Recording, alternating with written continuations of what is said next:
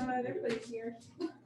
Just in case people want to watch it later, I just record everything. Okay. I was like, So wait. just if they have it.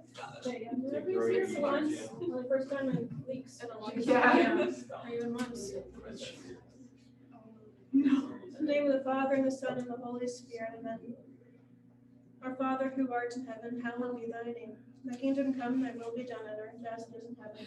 Give us this day our daily bread, and forgive us our trespasses, as we forgive those who trespass against us. And lead us not into temptation, but deliver us from evil. Saint Faustina. Pray In for the name of us. the Father, Son, Holy Spirit, amen. I'm just like starving. So tired.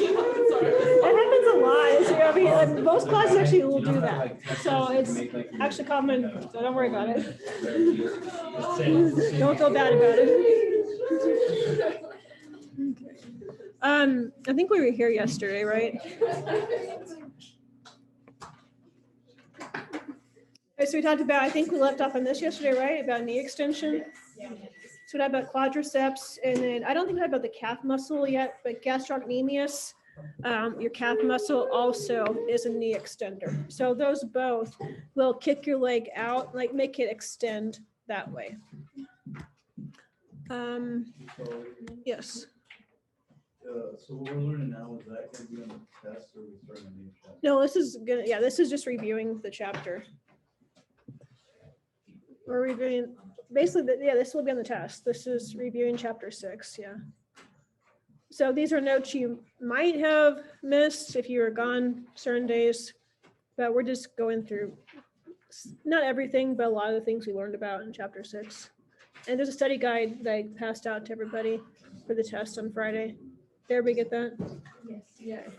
Is this going to be one of the hardest tests we've done this year? I don't think so. I don't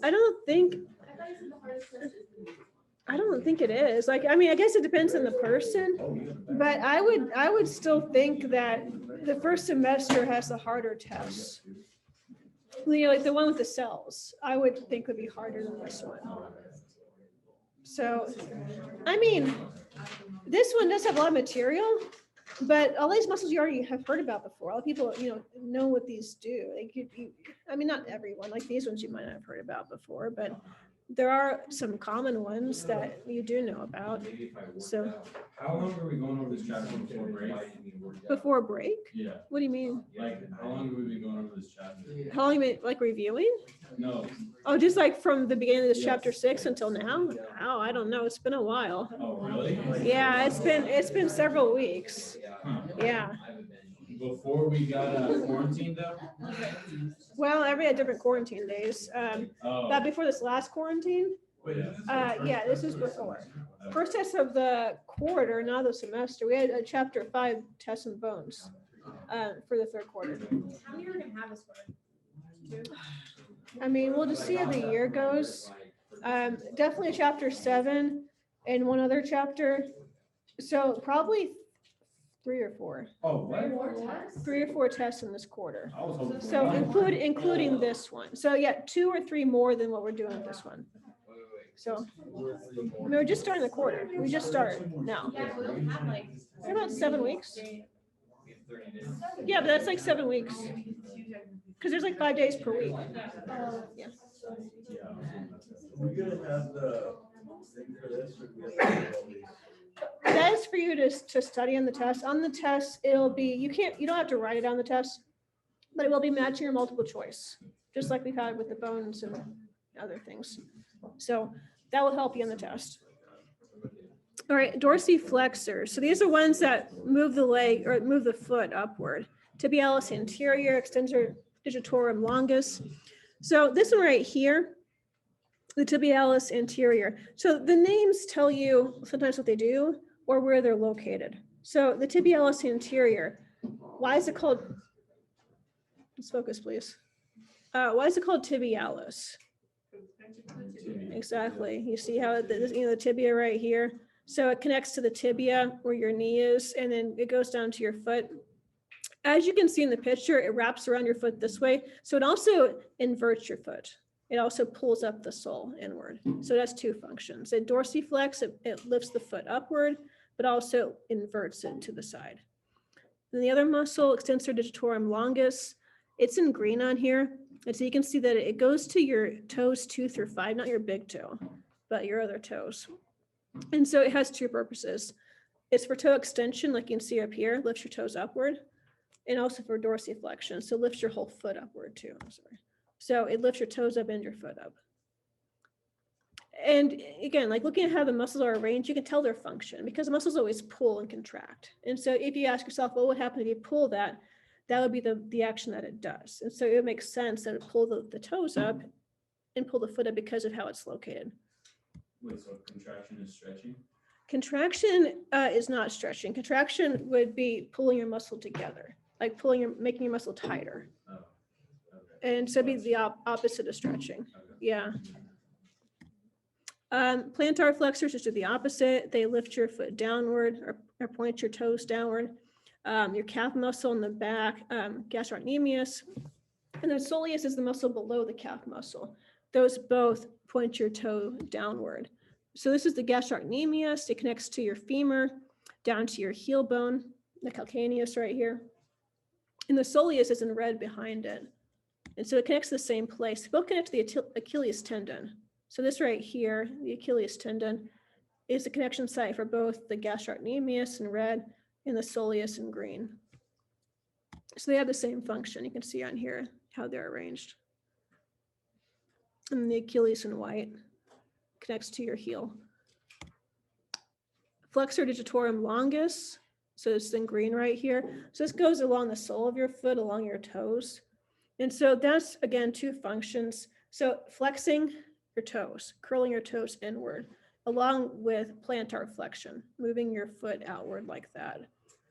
And then the last muscle, fibularis longus. So again, the name tells you where it is. It's along the fibula, which is a small bone right here.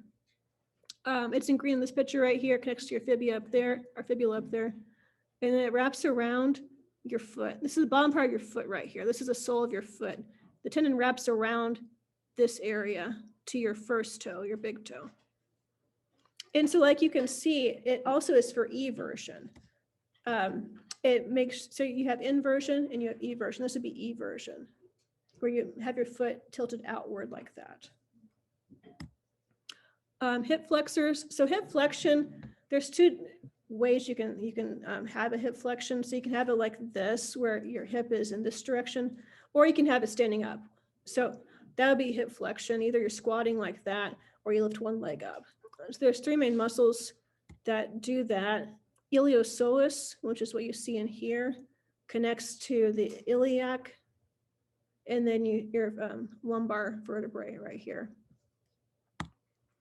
And you can see how it works. So it wraps around your hip right here, and it pulls your femur upward in that position.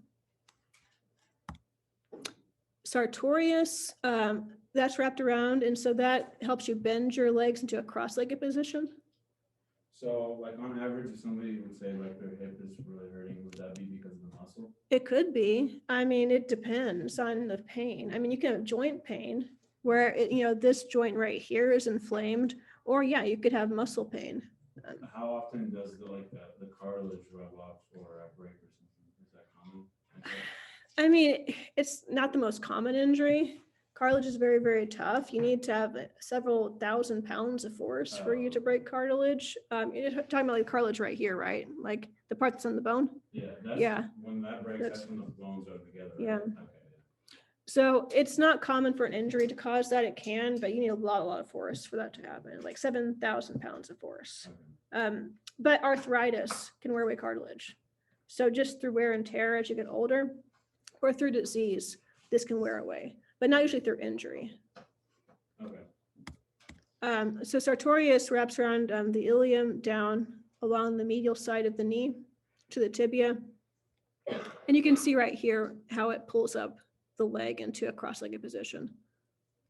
And that's also flexing the hip. Rectus femoris, this is one of your quadriceps along the middle part of your thigh. And then extensors, just to the opposite of flexion. So if you're squatting down and going back up to a standing position, that's extending your hip. Or this would also be extending. So walking would also be a time when you'd be doing this.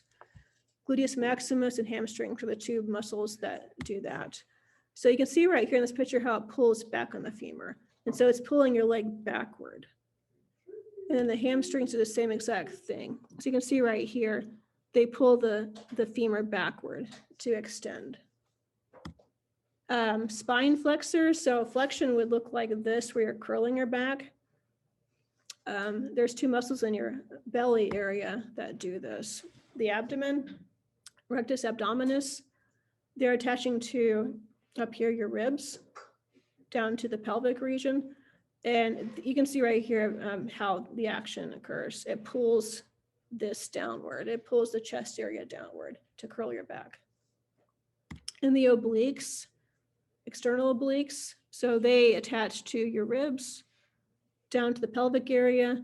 The actual muscle is in green on here. The white is aponeurosis, which is just like a tendon. It's just a long sheet of a tendon. And so it pulls down on the chest to make your spine curl like that. It also rotates the spine, which I don't know if you can see in a picture or not, but you know, it's not just for bending your back forward, but also twisting your back. It does that too. Then the other, actually, these are extenders. So now it's just the opposite, where you're now pulling your back this way. So erector spinae, which you can see in this picture right here, they go up from the neck all the way down to the pelvic region, and they attach to the spine. And so they pull your back upward in this direction. And then the other one, quadratus lumborum, is just your smallest rib, the lowest rib, to the ilium right here.